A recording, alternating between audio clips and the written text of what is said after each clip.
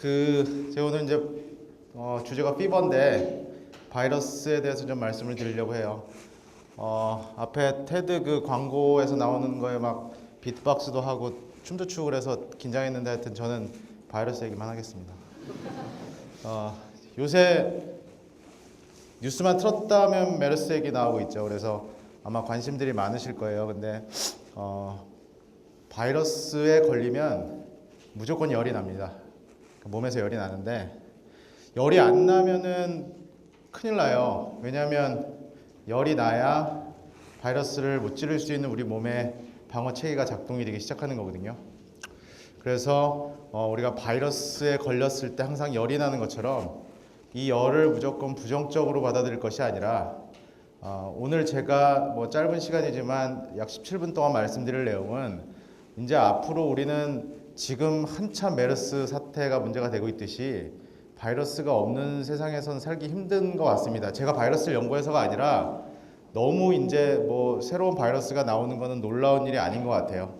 그래서 앞으로 그러면 우리가 바이러스 어떻게 공생을 해야 될까, 어떻게 잘 대처해야 될까에 대한 얘기를 좀 드리고요. 사실은 그 테드에서 강연 요청이 왔을 때 이런 너무 사이언티픽한 내용만이 아니라 대부분 오신 분들이 학생이기 때문에 그 학생분들한테 어떤 교훈, 멘토링 이런 얘기를 좀 해주라고 하는데 제가 그럴 만한 위치는 아직 아닌 것 같아서 그냥 제가 고민했던 부분 그리고 같이 좀 한번 생각해 봤으면 하는 부분을 어차피 오늘 제가 말씀드리는 내용이 열정하고도 일맥상통하는 내용이 있기 때문에 그렇게 해서 좀 마치도록 하겠습니다. 예. 포인터를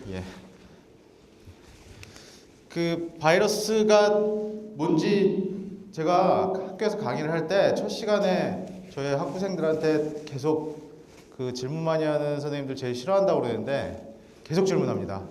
바이러스가 뭐냐? 바이러스가 뭔지 혹시 다 아세요? 바이러스는 최근 들어서 계속해서 사람들에게 질병을 유발하고 해외 토픽에 끊임없이 나오고 있죠. 바이러스를 사전적으로 정의를 해드리면 생물도 아니고 무생물도 아닌 단백질로 이루어진 가장 작은 입자인데 이런 입자들이 동물이나 사람이나 심지어 식물들까지 감염을 시켜서 끊임없이 질병을 유발하는 골치 아픈 존재죠. 그래서 바이러스가 그러면 최근 들어서 이렇게 문제가 되기 시작했냐. 눈썰미 좋으신 분들은 아시겠지만 이게 지금 이 그림이 BC 1800년 그러니까 지금으로부터 한 4000년 전 벽화입니다. 벽화. 이집트 파라오 시대에 집사라고 하죠. 그 종교 행사를 집전하는 집사인데 보시면은 다리가 굉장히 가느다란 것을 알 수 있어요. 이 시기에도 이미 이런 4000년 전에도 알 수 있듯이 그런 이 소아마비 바이러스에 걸렸다는 직접적인 증거거든요. 역사상 남아있는 가장 오래된 바이러스의 흔적인데 지금 한쪽 다리에 비해서 그 오른쪽 다리가 굉장히 가늘죠. 이게 지금 소아마비 바이러스에 걸리신 분을 이렇게 묘사를 해놓은 겁니다. 그러니까 우리가 태어나기도 훨씬 전인 즉 기원전보다도 훨씬 예전부터도 이미 우리는 바이러스와 함께 있었다. 지금도 최근 들어서 1950년대 이후로 바이러스학이 획기적으로 발전을 하면서 소아마비는 지금 많이 퇴치가 됐죠. 우리가 백신이라고 하는 걸 통해서. 그렇지만 이미 이런 과거에도 역사상에 바이러스의 사례는 있었다라는 그런 사진이 되겠습니다. 다음 사진을 보면요. 이게 19세기 초반에 19세기 한 중반쯤에 어느 프랑스의 유명한 르몽드인가요? 거기 이제 그 실제 실렸던 어떤 사파를 이렇게 나타낸 그림이 되겠습니다. 보시면 우리가 바이러스라고 막연하게 생각하는 것 중에 정말 무서운 바이러스가 광견병 바이러스가 있어요. 광견병 바이러스 미친 개 생각을 하시죠? 개들이 보시면 미친 개가 이렇게 있죠. 우리가 바이러스에 대해서 잘 몰랐던 이 시기에는요. 공수병이라고 하듯이 막 물을 무서워하고 발작을 일으키다 다 죽어버리니까 이렇게 정보가 없었을 때는 지금 이 그림 보시면 잘 안 와닿으세요? 바이러스를 전공했던 저는 이 사진을 보고 정말 빵 터졌었거든요. 너무나 무지했고 몰랐던 시기이기 때문에 이 개 한 마리 때문에 지금 뒤에 군대 출동하는 거 보이시나요? 군대가 출동하고 있고 지금 총 겨누고 있고 뒤에서 이 표정 보세요. 완전히 공포에 쌓여 있는 모습들이죠. 이렇듯이 아까 보신 것처럼 기원전 1800년대 지금으로부터 한 4000년 전에도 저렇게 문제가 됐었고 19세기에도 문제가 됐었고 그러면 지금은 어떠나요? 지금 보시면 지금 우리 현재 우리가 아주 한가운데에 서 있죠. 하필이면 우리나라가 항상 모든 일을 하더니 굉장히 다이내믹합니다. 속도가 빠르고 끝장을 봐야 속이 시원한 그런 좀 특질을 가지고 있는 것 같은데 사실 이번에 메르스 사태가 너무 생각보다 너무 많이 번져가지고 그리고 어떤 예기치 않았던 여러 가지 너무 하필이면 이렇게 몇 번 반복이 되니까 정말 재앙이 생기더라고요. 이번에 우리나라 메르스 사태도 우리가 소위 얘기하는 그런 하필이면이란 이런 개념이 한 3번 정도가 연속해서 겹치니까 갑자기 세계 2위의 메르스 대국이 됐어요. 지금 우리나라가. 예. 지금 보시는 것처럼 낙타에서 왔다고 알려져 있죠. 그런 것처럼 지금 현재도 우리는 아직도 바이러스의 시대에 계속 살고 있는 것 같습니다. 그런데 최근에 들어서 이 바이러스와의 관계에서 우리가 간과해서는 안 되는 점이요. 이제는 바이러스가 대부분 동물에서 유래가 되고 있죠. 동물에서 유래가 돼서 사람으로 넘어오고 있는데 20세기에 바이러스 때문에 문제가 생겼던 사례가 약 4번 정도가 있었더라고요. 가장 대표적으로 1918년도에 스페인 독감이 있는데요. 스페인 독감에 전 세계적으로 한 5천만 명이 죽었어요. 사망자가. 그런데 이 5천만 명이 얼마나 대단한 거냐면 그 당시가 한참 1차 세계대전이 한참 진행되고 있었을 때인데 그 1차 세계대전 때문에 약 1,800만 명 정도가 사망을 했답니다. 군인과 민간인을 다 합쳐서. 그러니까 이 바이러스 하나 때문에 얼마나 많은 사람이 죽었는지를 예측할 수 있겠죠. 한 4번 정도 이런 일이 벌어졌는데요. 우리가 금세기, 뉴 밀레니엄 2000년이 지나고 나서 얼마나 자주 이런 바이러스 감염에 노출이 됐었고 얼마나 우리가 괴로움을 당했는지를 한번 제가 나열을 해볼게요. 지금 메르스 때문에 매번 뉴스에 나왔죠. 2003년도에 사스, 그죠? 2005년도서부터 고병원성 인플루엔자 H5N1에 의해서 사람들 죽기 시작하고요. 2009년도에 급기야 전 세계 팬데믹 H1N1 인플루엔자가 돌기 시작합니다. 그리고 2012년도에 이 메르스 코로나가 사우디에서 나타나기 시작하고요. 2013년도에 SFTS라고 살인진드기 아시죠? 살인진드기도 바이러스에 의한 겁니다. 다음에 2014년도 서아프리카 중심으로 에볼라 바이러스 터져서 사람들 굉장히 많이 죽었죠. 그런데 2015년 급기야 우리나라도 메르스. 자, 이 얘기는 뭐죠? 과거 세기에 100년 전만 해도 한 세기에 4번 정도가 있었던 이런 엄청난 일들이 지금은 거의 매번 이렇게 좀 과장을 하자면 매년 이런 새로운 이벤트를 지금 겪고 있죠. 그러면 왜 이렇게 과거와 달리 동물들과 사람들의 관계의 접점, 그러니까 좀 전문용어로 하면 휴먼과 애니멀 사이의 인터페이스라는 표현을 쓰는데 왜 이렇게 마주보는 접점이 가까워졌을까? 그리고 제가 보여드릴 것이 영화의 한 장면이긴 한데요. 이런 영화 속의 장면이 정말 지금 메르스 사태를 보면서 지금 우리가 실제로 겪을 수도 있다라는 그런 측면에서 한번 보시면서 제가 강의를 이어가도록 하겠습니다.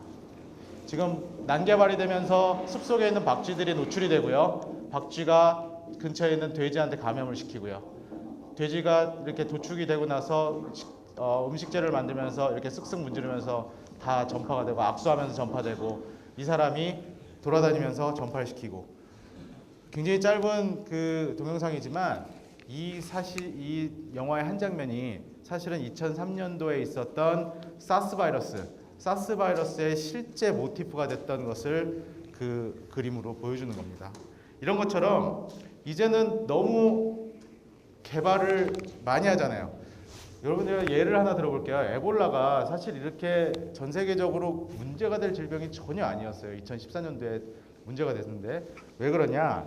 그 과일박쥐라는 프루트뱃이라는 과일박쥐가 있는데 서아프리카 사람들은 서아프리카에 있는 일부 부족 사람들이 이 프루트뱃을 마치 우리나라 사람들이 육회나 회를 먹듯이 박쥐를 생식을 합니다.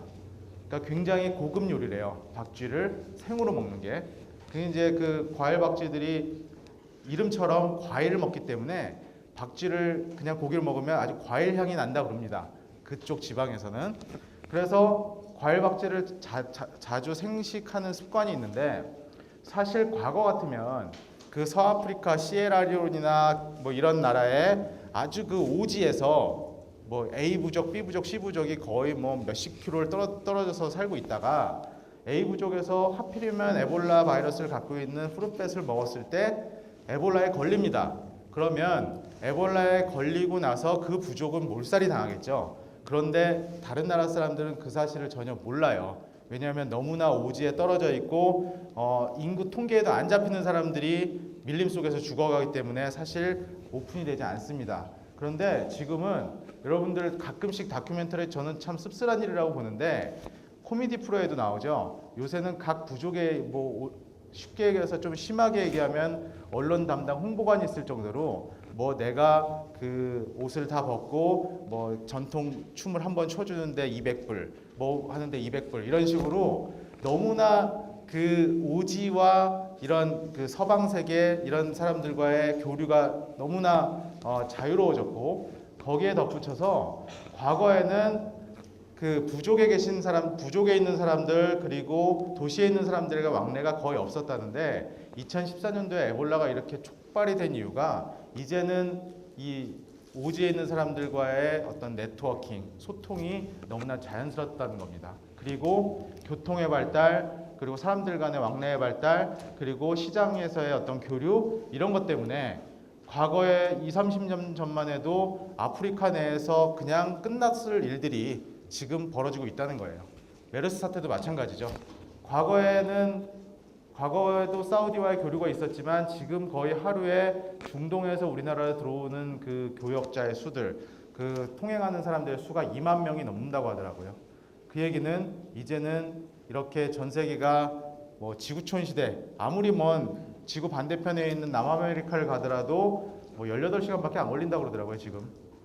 그런 시대가 됐기 때문에 이제 앞으로는 이런 바이러스와의 어떤 공생관계, 공존관계, 불편한 동거가 어쩔 수 없다라는 것을 우리가 인식해야 된다는 얘기를 말씀드리고 싶어요. 그래서 이제는 여러분들도 이번에 메르스 사태를 통해서 경험을 하셨겠지만 새로운 바이러스가 출현했다는 얘기는 더 이상 놀랄 일이 아닌 것 같습니다. 더 이상 놀랄 일이 아니고 앞으로 우리가 숙명처럼 생각해야 되는, 항상 숙명처럼 생각해야 되는 그런 얘기인 것 같습니다. 아까 제가 테드 그 강연을 하는데 그 첫 모토에서 제일 인상 깊게 읽었던 표현이 이 세상 어디에서도 들을 수 없는 이야기를 들을 수 있다, 그런 표현을 했어요. 그래서 그러면 오늘 이렇게 정말 황금 같은 주말에 거기에 기말고사도 끝나서 아직 피곤도 덜 풀렸을 것 같은 우리 학부생분들이 많이 오셨는데, 그렇다면 정말 도움이 되는 강연을 해드려야겠다 싶어서 원래는 여기까지만 하고 끝나려고 그랬는데, 그렇다면 지금 제가 말씀드린 이 바이러스의 이 시대, 바이러스의 습격 시대, 바이러스와의 동거가 어쩔 수밖에 없는 시대에 그러면 우리는 어떻게 바이러스에 대처해야 되는지에 대해서 간략히 좀 말씀을 드리겠습니다. 이 사진 하나에 사실은 다 나와 있어요. 이 사진 하나에. 지금 보시면 제가 간단하게 먼저 말씀을 드릴게요. 바이러스에 우리가 대처하는 방법은, 제가 항상 어디 가서 강연하면 그런 얘기들 하세요. 바이러스 연구하니까 이제 일기예보처럼 얘기를 좀 해줬으면 좋겠다. 그 매일매일 내일 일기예보처럼 중국 광동성에서 무슨 바이러스가 출현할 예정이니 다음 주에 어느 지역은 여행을 삼가하고 뭐 이런 얘기들을 하시는데 그거는 말도 안 되는 얘기고요.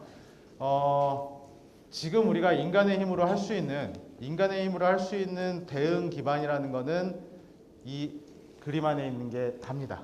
뭐냐?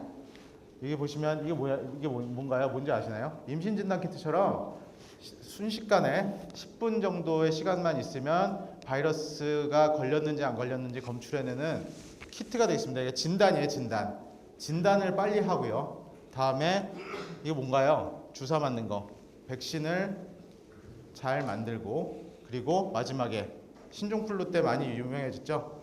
치료제를 개발하는 게 대응 기반의 핵심적인 이야기입니다. 이 세 가지만 잘 대비가 되면 어떤 바이러스가 나오더라도 사실 그렇게 걱정할 것은 안 돼요. 이번에 메르스 왜 이렇게 혼란스러웠나요? 심지어 진단도 잘 안 되고, 진단도 지금 뭐 하루 이틀 정도 걸리죠. 이틀 정도 걸리는 그런 진단, 더군다나 양성 음성이 오락가락하는 결과 때문에 여러 사람들이 골탕을 많이 먹었죠. 진단이 제대로 준비가 안 돼 있기 때문이에요. 진단도 안 돼 있는데 심지어 진단도 안 돼 있는데 이런 백신이나 치료제가 개발이 됐었겠습니까? 항상 제가 바이러스를 연구하기 때문에 하는 얘기가 아니라 모든 바이러스에 대해서 다 준비를 할 수는 없어요. 그렇지만 최소한 2012년도에 중동에 문제가 됐을 때 이런 대응 기반 논리를 준비를 했었더라면 우리가 세계 2위의 메르스 대국의 오명을 쓰지 않았겠죠. 그런 측면에서 그렇다면 우리가 앞으로 끊임없이 동거해야 되는 바이러스를 슬기롭게 헤쳐나가기 위해서는 그런 대비가 필요하다. 그리고 슬라이드 관련해서 한 가지만 더 추가를 말씀을 드리면 아까 제가 말씀드렸어요. 이제는 이 원헬스라는 단어에 우리가 집중을 해야 된다. 원헬스가 무엇이냐?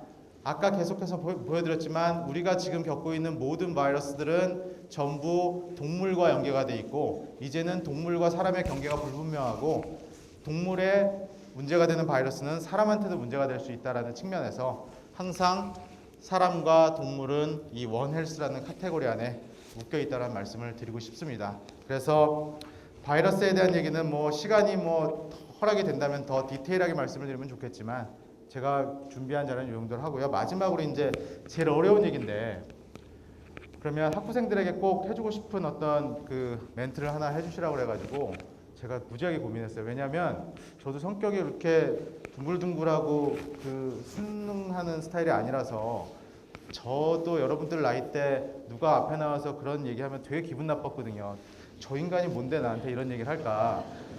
그래서 고민을 했는데 요새 제가 학생들과 한번 이런 기회가 있으면 이런 화두를 한번 던지고 같이 고민해보고 싶었던 얘기가 있어서 그 얘기만 간략히 말씀을 드리겠습니다.